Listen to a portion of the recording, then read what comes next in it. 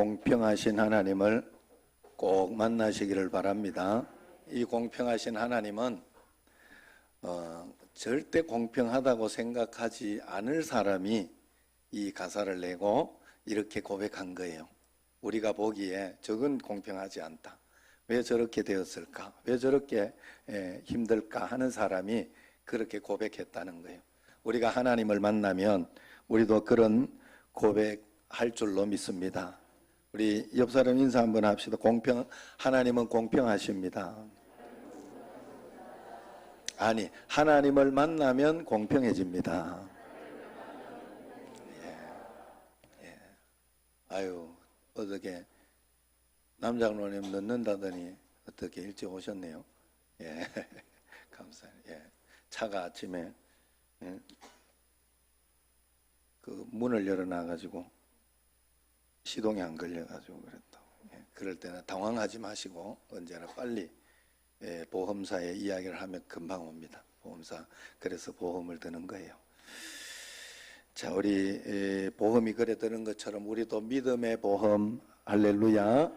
예수님을 꼭 믿음으로 우리가 늘 보험 들듯이 정말로 예배도 잘 드리고 기도도 많이 하고 하나님 앞에 이렇게 말씀도 많이 읽고 할 때 위기가 찾아올 때 하나님은 역사해 주시는 줄로 믿습니다. 공산주의 전술 중에 용어 혼란 전술이라고 있어요. 러시아 공산혁명 지도자 레닌은 공산주의 추종자들에게 이렇게 말했다고 해요. 혁명의 성공적 수행을 위해서는 용어를 혼란시켜라. 그래서 이 용어 혼란 전술로 공산당은 손쉽게 정권을 장악했고 수만 명의 사람들을 죽이게 되었죠. 그런데 여러분, 사실상 이 용어 혼란 작전은 공산주의보다 사단이 더 잘 사용한다 하는 것을 여러분들이 알아야 됩니다.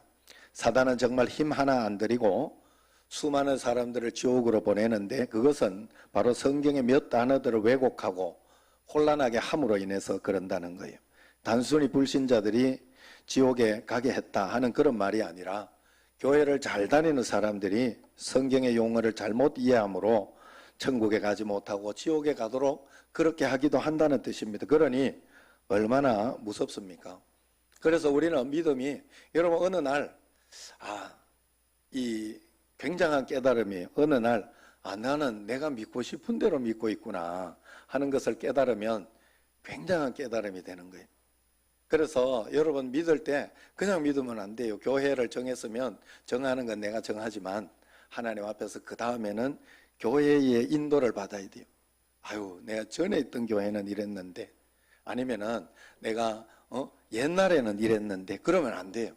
그때 상황과 환경이 다르고 그게 다 좋다고 볼 수도 없어요. 그리고 지금도 얼마나 바뀌었어요. 지금 마스크를 쓰고 예배를 드리다니. 예, 이런 일도 있는 거예요. 살다가 보면. 그렇기 때문에 그래서 거기에 맞춰서 교회가 지혜롭게 판단하고 인도해 갈 때 그 교회를 따라가는 것이 진짜 믿는 거예요. 그런데 그렇지 않고 내가 정해서 내가 이렇게 하면 되겠지, 저렇게 하면 되겠지 하는 마음을 가지고 있으면 안 돼요. 어디나, 세상 어디에나 그 틀과 그게 없는 데 없어요. 병원에 가면 병원의 틀에 맞춰야 돼요. 내 마음대로. 요즘 병원에 그래서 그 김옥순 권사님 그 남편이 있는데도 못 갔어요. 오지 말아 그러더라고. 병원에 저거 안 된다고. 그럼 뭐 가서 밑에서 만나거나 억지로 그렇게 하면 됩니다만은 뭐 굳이 밑에 내려오겠어요? 안 믿는 사람이. 그래서 그런 그 틀에 맞춰야 돼요. 어쩔 수 없어요. 예.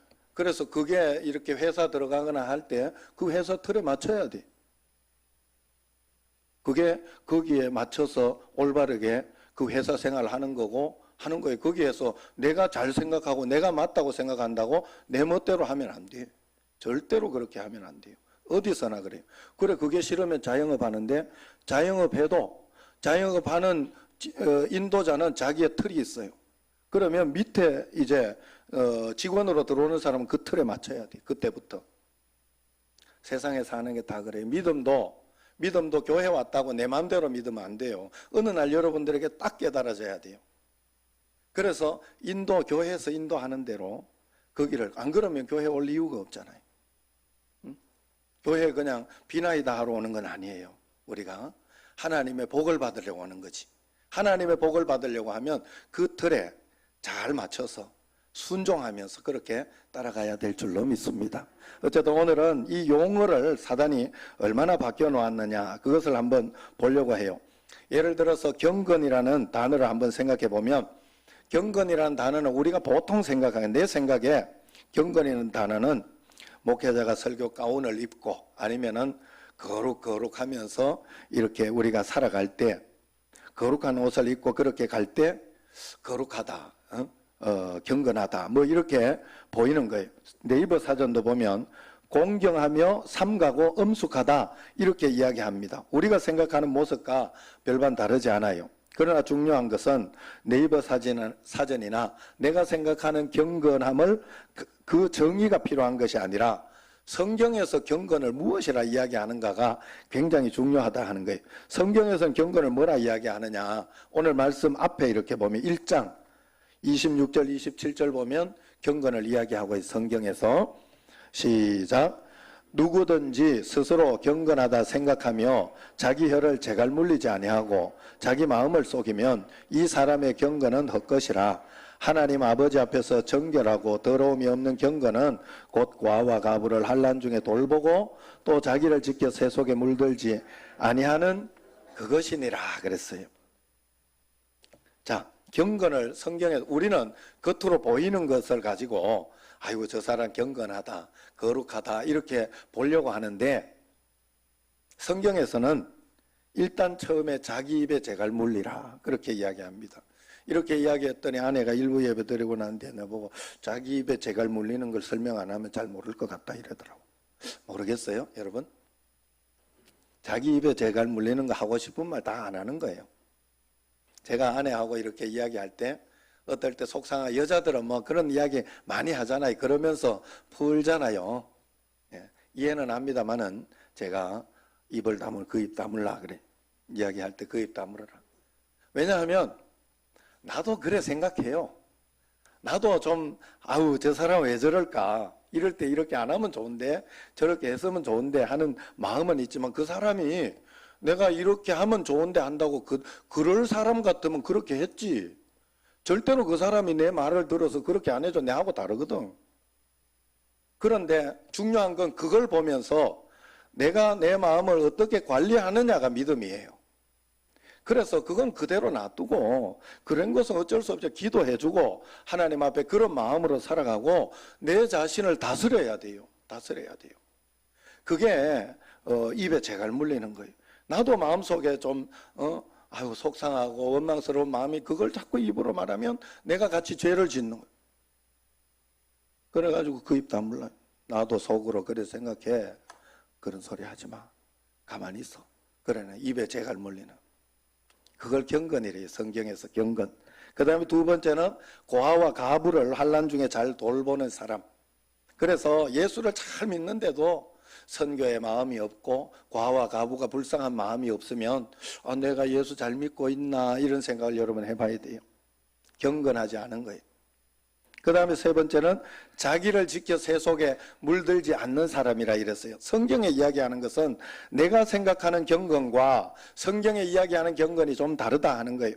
우리는 주일날 나와서 열심히 예배드리고 경건한 모습으로 이렇게 옷차림을 하고 머리도 빨갛게 파랗게 하지 않은 사람을 경건이라고 생각하지만, 성경은 머리가 좀 빨갛고 파랗더라도 자기의 스타일이고 뭐 자기가 좀 그래 하고 싶으면 하는 거죠. 저도 한 번씩 이렇게 머리 좀 강하게 하고 싶을 때가 있어요.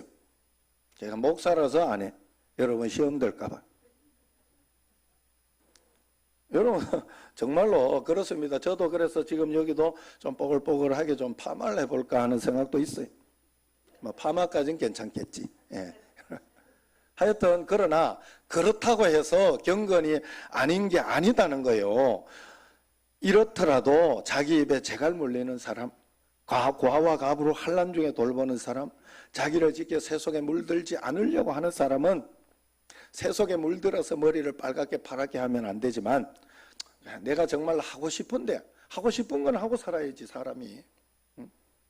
그래서 그걸 가지고 내가 막 이렇게 욕하고 그러면 안 돼요. 머리를 빨갛게 파랗게 해가지고 막 맨날 밤에 이렇게 어디 이상한 데 돌아다니고 이러면 문제가 되지만, 경건은 다르다 하는 거예요. 경건은 실제로 내가 하나님 앞에서 그런 것은 다르다 하는 거예요. 그러므로 우리가 생각하는 단어로 성경을 보는 것이 아니라 성경에서 이야기하는 대로 우리가 파악해서 성경을 살펴봐야 할 줄로 믿습니다. 그래서 오늘은 우리가 많이 왜곡하고 사용하고 있는 단어 3가지를 한번 살펴보려고 해요. 그 첫 번째로 왜곡되게 알아서 많은 그리스도인들을 지옥으로 보내는 단어가 믿음이라고 합니다. 믿음. 찰스 프라이스 목사님이 이렇게 이야기했어요. 그리스도인들이 쓰고 있는 가장 오해하고 있는 단어 중에 하나는 바로 믿음이라는 단어다. 첫 번째 중요한 오해가 믿기만 하면 누구든지 구원받을 수 있다는 구원론적인 믿음이, 이게 틀린 말이 아니에요. 믿음으로 구원받는 거예요. 믿으면 누구나 구원받을 수 있어요. 그런데 이 구원론적인 믿음이 구원파적인 믿음이 돼가지고 사람들을 지옥으로 끌고 가고 있다는 거예요. 성경에서 믿음을 어떻게 이야기해요? 믿음은 우리가 전후가 바뀌면 안 되는 거예요. 믿으면 행함까지 따라온다가 성경에서 이야기하는 거예요. 그런데 우리는 겉으로 보이는 것 때문에 남들한테 과시하고 싶고 남들한테 자랑하고 싶고 나는 이 정도다 하는 걸 보이고 싶어서 겉으로 보이는 걸 먼저 하는 거예요. 그래가지고 나는 믿음이 좋은 것처럼 이렇게 느껴지게 다른 사람들 보게. 그거하고 다르다는 거예요. 절대로.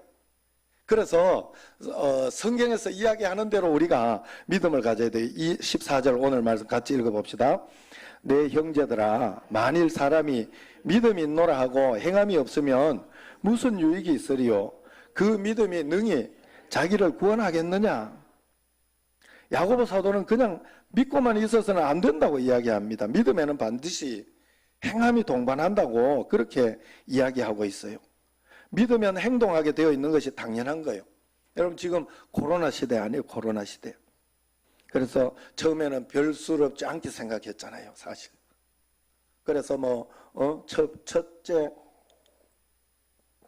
주는 제가 생생하게 기억이 납니다. 첫째 주는 그저 한번 또 코로나 시작했으니까 조심합시다 하고 인사는 그냥 목례만 하겠습니다 하고 그렇게 했다가 두 번째 주는 쉽게 생각하고 거기에 대해서 크게 생각하지 않고 쉽게 생각, 같이 죽읍시다 이러면서 그때 악수한 기억이 나요. 두 번째 주에.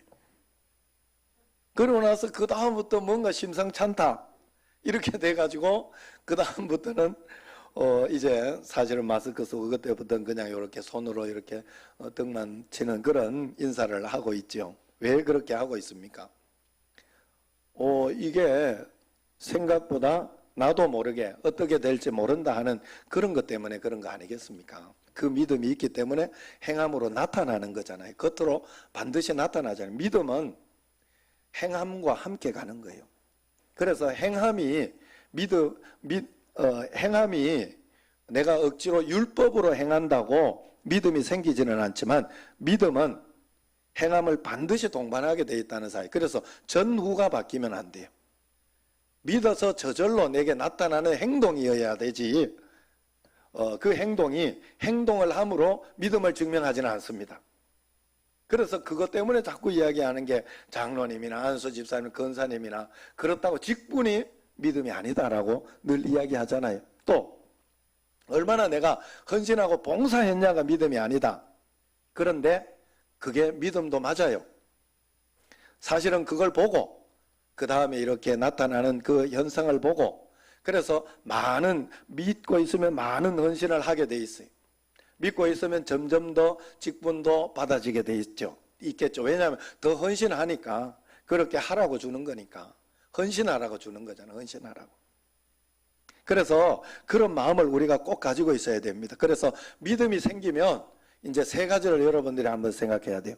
내게 믿음이 생기면 어떤 변화가 일어나는지를 반드시 봐야 돼요. 그래서 그걸 보고 나는 지금 믿음이 좀 있나 보다 이렇게 생각을 하면 돼요. 믿음이 성장하나 보다. 성장 안 하면 안 됩니다. 믿음은 반드시 성장해. 첫 번째가 뭔가 하면 믿는 사람은 반드시 거룩함으로 바뀌어지게 돼 있어요. 거룩하게 살려고 가는 거예요. 완전 거룩해진다 하는 소리는 아니지만 언젠가는 완전히 거룩함으로 가게 돼 있어요. 여러분, 하나님이 그 사도행전 26장 16절 18절에 보면 하나님이 사도 바울을 이방의 사도로 보낸 이유를 사도 바울이 이렇게 설명해요. 하나님을 믿어서 거룩하게 된 무리들 가운데에서 기업을 얻게 하리라.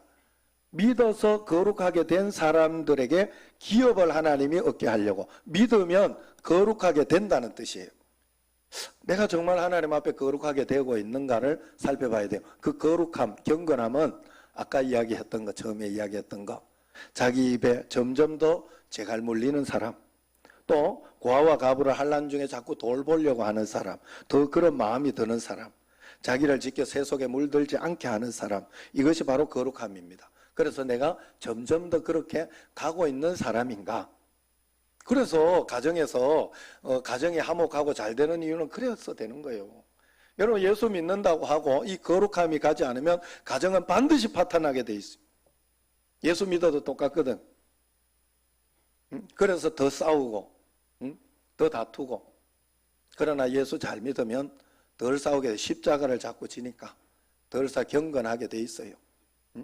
그러니까 하나님 앞에서 그런 믿음을 가지고, 두 번째는 믿으면 순종하게 된다. 그래서 순종하게 된다. 로마서 1장 5절을 보면 그로 말미암아 우리가 은혜와 사도의 직분을 받아 그의 이름을 위하여 모든 이방인 중에서 믿어 순종하게 하나니. 성도는 믿으면 순종하게 돼 있어요. 믿음은 어떤 순종이냐? 말씀에 순종하는 힘을 가지게 되어 있다는 거예요. 그래서 성경에서 순종이 제사보다 낫고 듣는 것이 수량의 기름보다 낫다, 그렇게 이야기를 했어요. 얼마나 감사해. 나는 이런 말씀들이, 과부의 두 랩도 나는 이런 말씀들이 너무 좋아요. 그래가지고 하나님 공평하잖아요. 많으면 많은 대로 드리면 하나님이 더 큰 축복 주시겠죠. 왜냐하면 많으면 드리기가 더 힘들어요, 여러분. 아니, 많이 있으면 내가 많이 드릴 것 같은데 많으면 11조 하기가 힘들어져요. 10만 원에 10,000원이 쉽지 1,000만 원에 100만 원 하려고 하면 당황스럽습니다. 또 1억에 1,000만 원 하려고 그러면 그 1,000만 원이 꽤 큰 돈이거든요. 그래서 크면 크도록 하나님 앞에 드리면 더 큰 영광이겠지만, 그래도 하나님은 그 마음, 과부의 두 랩돌의 마음을 보시니까 얼마나 공평하고 감사하고 좋아요. 나는 여기에 정말로 힘을 얻었어요. 그래서 그런지 여러분, 제가 늘 그런 이야기를 하긴 했습니다만, 제가 결혼할 때 주례를 그 말을 들었다 했잖아요. 제가 교육전도사 때 나는 그 교회 헌금은 다 하고 싶었어요. 하나님 내 마음을 아시니까. 그래가 11조 이외에 감사헌금, 선교헌금, 구제헌금, 생일헌금, 또 이렇게 구역, 다른 구역의 어떤 구제헌금, 또 하여튼 이름들이 많아요. 그걸 다 거기에다가 하나씩 다 이렇게 해가지고 내가 10,000원씩인가 20,000원씩인가 넣었던 기억이 나요. 한 20년 전, 25년 넘지요. 지금 그 전에, 결혼하기 전이니까.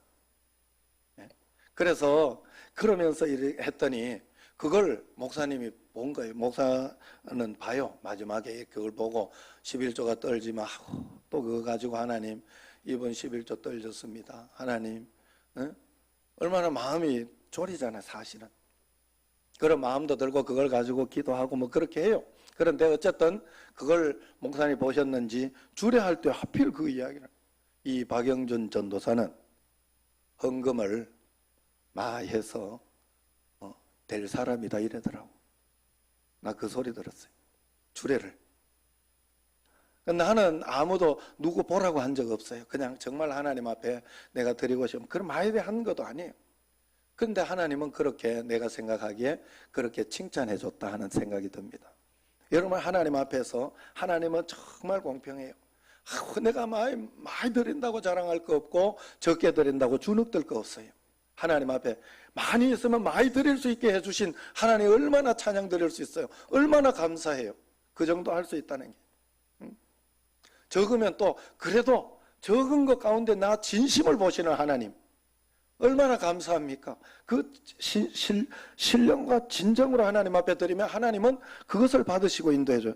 순종이 제사보다 낫고 듣는 것이 수량의 기름보다 낫다. 우리가 하나님 앞에 이런 마음으로 내가 드릴 거 없으면 순종만 하겠다. 너무너무 감사해요. 사실 우리가 주일날 이렇게 볼 때, 이 교육관에 지금 이제 이쪽에 그 지하가 물이 이렇게 셉니다. 거기에 이렇게 새는데, 새벽에 또, 밤에 비가 많이 와가지고 새벽에 이렇게 아내가 이제 내가 안 가고 아내를 보냈죠. 내려가 봐라 그랬더니 이렇게 내려가 봤는데 다른 어떤 권사님이 와가지고 미리 다 짜고 그걸 하고 있더라는. 야, 너무 감동이 됐어요. 하나님은 그걸 보셔요. 그걸 보고 하나님은 높이 보여. 얼마나 감사합니까? 얼마나 좋아요. 그런 전심과 진심이면 됩니다. 하나님 앞에. 그래서 그런 마음으로 주님 앞에 나아가시기를 바랍니다. 또 이렇게 순종이 제사보다 낫고 듣는 것이 수양이 기름보다 낫다 이러면 또 사단이 또 싹 속여가지고 예배 안 드려도 된다 하더라, 헌금 안 해도 된다 하더라, 이런 사람이 있어요. 그래, 여기에나 쏙지 마세요. 더 많이 하면 더 많이 이렇게 흔들리지 않고 그렇게 하면 더 좋겠죠. 하나님이 더 크게 더 부어주시겠죠. 그냥 여러분, 많이 부어주시면 많이 하고 적게 부어주시면 또 거기에서 또 최선을 다하고 그런 마음을 가지면 하나님이 그걸 기뻐 받으신다는 걸 잊지 마시기를 바랍니다. 세 번째는 믿음이 있으면 세상을 이긴다, 그렇게 이야기를 했어요. 세상을 이기며 산다는, 이게 예수를 믿는 사람이 요한일서 5장 4절 5절을 보면 무릇 하나님께로부터 난 자마다 세상을 이기느니라. 세상을 이기는 승리는 이것이니 우리의 믿음이니라. 예수께서 하나님 아들이심을 믿는 자가 아니면 세상을 이기는 자가 누구냐 그랬어요. 믿음 있는 사람은 세상을 이기며 산다는 거예요. 여러분, 믿음이 있는 사람은 제가 하나님 앞에 믿음이 이렇게 좋구나, 감사하구나 하는 걸 어디서 깨달았는가 하면, 내가 어려움을 당하고 힘든 일을 당하고 고통을 당할 때 내가 그것 때문에 내가 힘들어하고 어려워하고 그것 때문에 절망하고 낙심하고 그렇게 살지 않더라고. 그럴 때일수록 더 막 기도하고 하나님 앞에 주여 좋은 거 주신 줄로 믿습니다 하고 막 그냥 더 기도하고 더 매달리고 담대하게 살아가더라 이 말이요. 그게 세상을 이기는 믿음이에요. 세상 가운데 지는 게 아니에요. 권력 가운데 지는 게 아니에요. 제가 어제도 창세기 이제 첫 장 이제 한 장 읽으면서 이제 나가는데, 이 야곱이, 하나님의 사람 야곱이 그 바로 앞에 가서 그러더라고. 바로를 축복하잖아요. 야곱이 축복하고 그 다음에 자기는 험악한 세월을 보냈다, 그렇게 이야기를 하고 그렇게 서로 대화하고 나옵니다. 축복을 하고 나왔다는 거예요. 자, 야곱은 하나님의 자녀로 살았지 세상에 눌려서 산 사람이, 야곱이 지금 어떤 상황이에요? 먹을 게 없어가지고 빌어먹으러 갔잖아 거기 지금. 그러나 당당하게 하나님은 요셉을 보내어서 하나님이 미리 준비했고, 나는 여기 와서 이렇게 사는 것이, 이걸 가지고 나는 비굴하거나 비루하게 보이지 않는다 하고 당당하게 하나님 앞에서 그렇게 살고 있다는 거예요. 하나님의 자녀의 정체성을 가지고 있다는 거예요.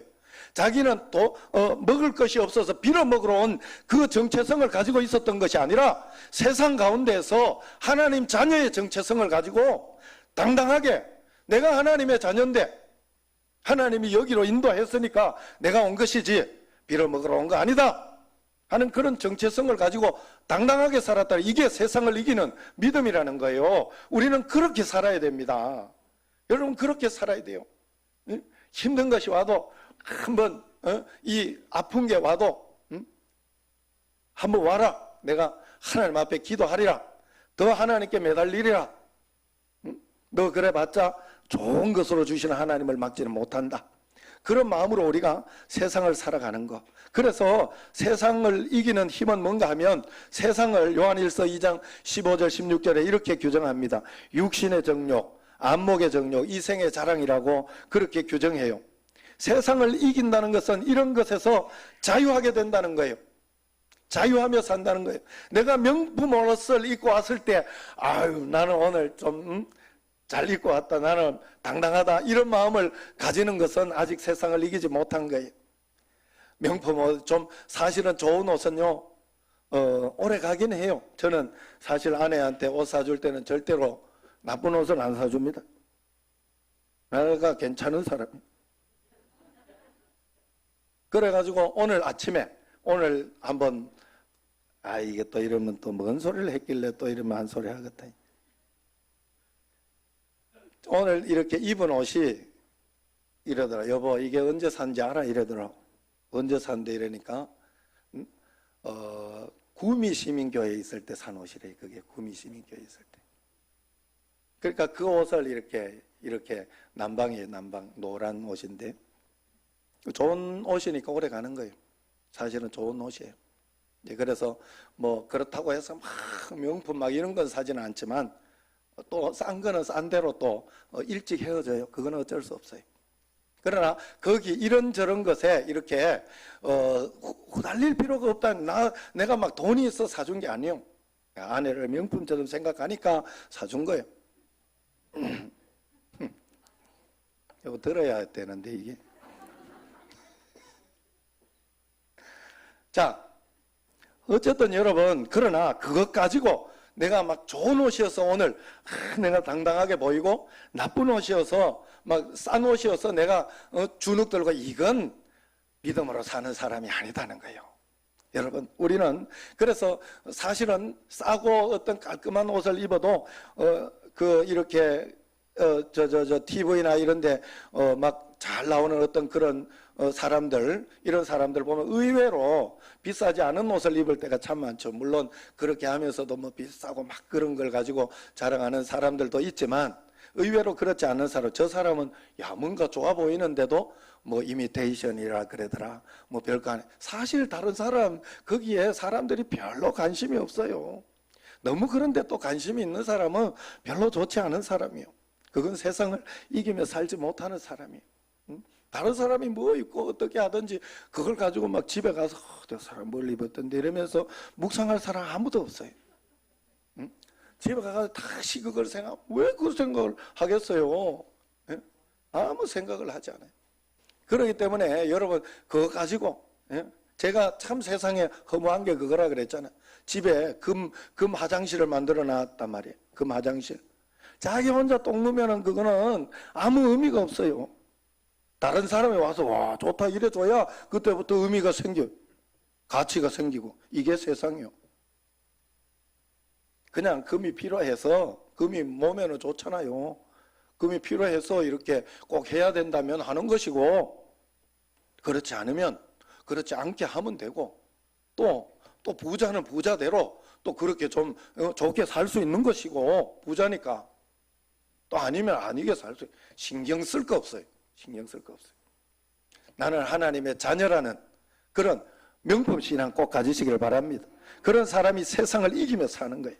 명품에서 자유하고 큰 집에서 자유하고 더 좋은 것, 더 편한 것에서 자유하게 되는 게 하나님의 사람이라 하는 그런 뜻입니다. 그래서 믿음이 생기면 어떻게 살아도 천국 간다는 것이 아니라 우리의 행함이 우리의 믿음을 증명해 주는 역할을 합니다. 그래서 믿음이 들어오면 영이 살아갑니다. 그래서 깨달음이 생기게 되어서 영적으로 잘 성장하게 돼 있어요. 그래서 믿음이 오면 야 믿으면 이렇게 되는구나, 믿음으로 나는 이렇게 사는 것이구나 하는 걸 알게 되고 믿음으로 인하여 세상을 이기는 삶을 살게 되지요.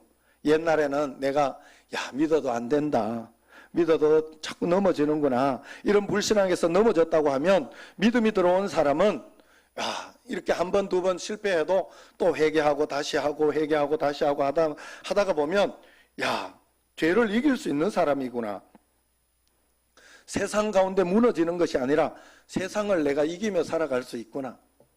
나는 진짜 그랬어요. 제가 버럭 성질을 잘 내고, 그리고 사실은 아내가 제 말을 잘 들어가지고 여기까지 왔어요. 안 그러면 벌써 이혼했었고요.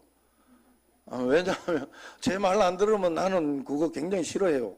그래가지고 뭐 딱 이렇게 이야기를 하면 순종을 잘했어요. 아내가 결혼 전부터 그렇게 순종을 잘했어요. 그래서 그랬는데 그런 어떤 거에서 그래서 나는 버럭하고 화내는 것도 잘했어요. 그래서 나는 그게 안 바뀔 줄 알았어요.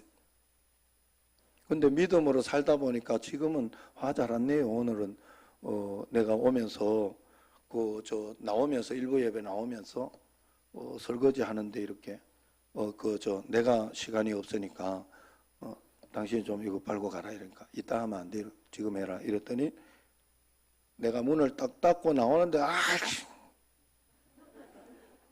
아이씨 나 못 들은 줄 알고 자기 혼자 그랬더라고. 오줌은 이렇게 나 그래도 가만히 있어요, 겸손하게. 많이 바뀌었더라고. 제가 많이 바뀌었더라고. 믿음으로 살다 보니까 이래 된 거예요. 여러분, 정말 우리가 믿음으로 살면 세상을 죄 가운데도 이겨내게 되더라고요. 여러분, 그래서 하나님 앞에 믿음으로 자꾸 와야 죄를 이기게 되지, 내가 죄를 이기려고 한다고 이겨지지는 않습니다. 절대로. 여러분, 그렇게 하면 안 돼요. 한 번 더 예배를 나오고, 한 번 더 기도하고, 한 번 더 성경 읽고, 이럴 때 죄가 없어져요. 죄가 떠나가요. 그러나 그렇게 하지 않고 내가 이거는 이겨봐야지, 성경을 한 번도 안 읽고 예배는 더 드리지 않고 그러면서 내가 이거 이겨봐야지, 내가 아내한테 막 화 안 내봐야지, 남편한테 잔소리 안 해봐야, 안 됩니다.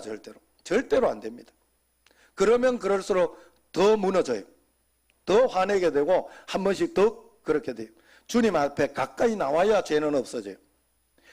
어둠은 절대로 내가 물러가라 한다고 쫓아낸다고 어둠이 물러가지 않아요. 빛을 켤 때 어둠이 물러가는 것처럼 주님 앞에 나올 때 우리는 말씀의 빛을 받을 때 역사가 일어나고 기적이 일어나는 줄로 믿으시기 바랍니다. 자, 이제 두 번째, 이제 믿음은 그런 것이고, 두 번째 이제 그리스도인들을 지옥에 보내는 단어는 은혜라는 단어예요. 독일의 저명한 신학자 보네퍼는 오늘날 기독교의 가장 큰 선물을 받고 가장 오해하고 있는 단어가 있는데 그것은 바로 은혜이다. 오늘날 값싼 은혜에 대한 가르침은 기독교가 당면하고 있는 각종 참상을 만들어내고 있는 장본인이다 그럽니다. 은혜를 잘못 해석하면 죄에 대한 방종이 일어난다는 거예요. 하나님의 은혜로 나는 어떤 죄를 지어도 은혜로 구원받았으니까 괜찮다 그러면서 위로하고 살아가게 된다는 거예요. 은혜로만 구원받는다는 잘못된 가르침이 수많은 그리스도인들을 지옥으로 보낼 수 있다는 것입니다. 그러므로 이 단어의 원래 의미를 회복해야 돼요. 로마서 2장 4절 5절에 보면 하나님의 은혜는 우리를 방종하고 함부로 살아도 된다는 걸 의미하는 것이 아니라 철저하게 회개하고 말씀대로 살도록 인도하는 게 은혜 받은 사람이다, 그런 뜻이에요. 그래서 우리가 은혜를 받았으면 구원을 받기도 하지만 그것도 1차원적으로 맞지요. 구원론적인 그것이 맞아요. 그렇지만 은혜로 구원받는 것도 맞지만 그 다음에 우리를 하여금 바르게 말씀대로 살도록 분명히 인도해 준다는 거예요. 그래서 디도서 2장 14절에 이렇게 이야기합니다. 그가 우리를 대신하여 자신을 주심은 모든 불법에서 우리를 속량하시고 우리를 깨끗하게 하사 선한 일을 열심히 하는 자가 자기 백성이 되게 하려 하심이라 그랬어요. 하나님께서 우리에게 은혜를 주신 것은 우리를 먼저는 불법에서 죄에서 속량해 주려고, 그러려고 은혜를 주셨고, 두 번째는 우리가 깨끗함을 받아서 선한 일을 열심히 할 수 있도록, 선하게 살아갈 수 있도록 만들어 주려고 그렇게 했다는 거예요. 비슷한 이야기예요, 믿음하고. 그래서 은혜 또한 우리로 하여금 거룩한 삶으로 나아가게 해준다는 거예요. 반쪽짜리 은혜에 안주하도록 하는 게 아니라 죄를 속량해주는, 그래서 구원해주는 거기만 끝나는 게 아니라 이 땅에서 정말로 선한 일을 열심히 할 수 있는 사람으로 만들어준다. 이게 하나님의 은혜를 받은 사람. 여러분이 그래서 은혜를 많이 받으면 헌신을 많이 하게 돼 있고, 은혜를 많이 받으면 봉사도 많이 하게 돼 있고, 그렇게 돼 있어요. 좋은 일을 하고 싶어져요, 은혜를 받으면. 은혜는 받았는데 오늘 말씀의 기쁨만 있고 그냥 돌아가서는 또 똑같다 하면 은혜를 못 받은 거예요. 은혜를 들은 거예요. 그냥 은혜만 들은 거예요. 그래서 여러분들이 하나님 앞에서 은혜를 받아야 됩니다. 마지막으로 이제 그리스도인들을 지옥에 보낸다는 겸손입니다. 겸손. 한국 교회의 믿음과 은혜만큼 잘못되어 있는 단어가 바로 겸손입니다. 겸손하면 보통 생각하기를 자기를 낮추는 것만 생각합니다.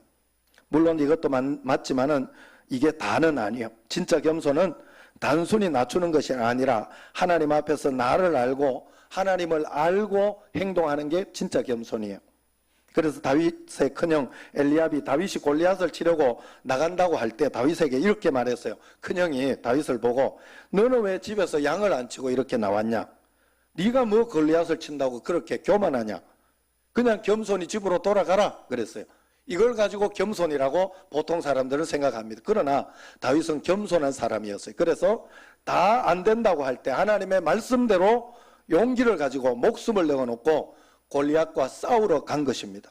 겸손은 다윗처럼 상황과 환경은 좋지 않으나 하나님을 믿음으로 담대히 일어날 수 있는 용기가 바로 진짜 겸손이라는 거예요. 말씀 앞에 분연히 일어날 수 있는 사람이 겸손한 사람이에요. 다윗은 여호와의 구원하심이 칼과 창에 있는 것이 아니고 전쟁은 자기 손에 달린 것이 아니라 오직 하나님의 손에 달렸다고 그렇게 고백을 합니다. 그래서 겸손은 온유함과 많이 닮았어요. 온유한 사람이라는 것은 하나님의 말씀이라면 목숨을 걸고서라도 지켜내는 사람이 온유한 사람인데 겸손도 비슷합니다. 하나님 뜻 앞에서 자기 자신을 낮추고 하나님의 뜻만 이루어지도록 자신을 드릴 수 있는 사람이 겸손한 사람이라는 거예요. 그러므로 겸손한 자만의 모든 위험 앞에서 참으로 하나님께 자신을 드릴 수 있습니다. 그래서 겸손하다는 건 말씀 앞에 그대로 순종한다는 뜻이에요. 그래서 어떨 때는 교만하게 보여도 말씀에 순종하여 겸손할 수 있고 어떨 때는 비참하게 보여도 말씀에 순종하여 겸손할 수 있습니다. 여러분, 우리의 믿음은 은혜와 겸손을 뗄래야 뗄 수가 없어요. 우리가 잘못된 믿음을 받아들이면 잘못된 은혜를 받고 잘못된 은혜를 받아들이면 잘못된 겸손으로 살아가게 돼 있어요. 그래서 바른 믿음, 바른 신앙으로 우리가 살아가야 합니다. 참된 믿음과 은혜와 겸손은 하나님을 진정 발견할 때 나오는 것이고 하나님을 알 때 나오는 것입니다. 하나님과 동행할 때 나오는 것입니다. 철저하게 주님 앞에 무릎 꿇고 기도해서 참된 믿음과 은혜와 겸손으로 살아가는 여러분과 저가 되기를 주의 이름으로 축원합니다. 기도하겠습니다.